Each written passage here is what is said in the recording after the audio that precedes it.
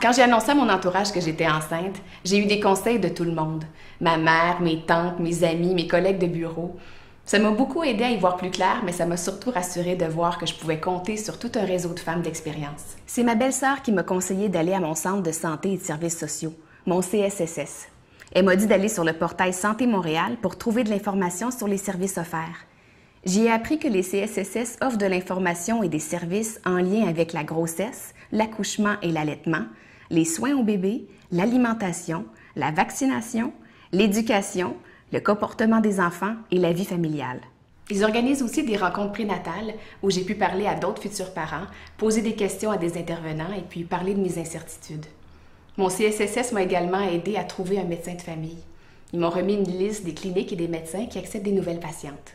Mais c'est également possible de trouver un médecin en téléphonant dans des hôpitaux qui ont des départements obstétriques ou une sage-femme en téléphonant dans des maisons de naissance. Bref, je me suis mis sur le téléphone et j'ai trouvé un médecin.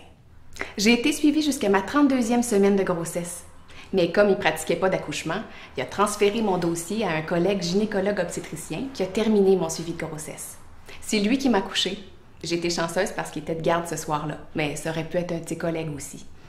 En fait, les parcours d'une femme enceinte auraient pu être différents du mien. J'aurais pu être suivie par un médecin de famille qui assure un suivi de grossesse, mais qui ne fait pas d'accouchement, ce qui a été mon cas. Un médecin de famille qui assure un suivi de grossesse et qui fait des accouchements.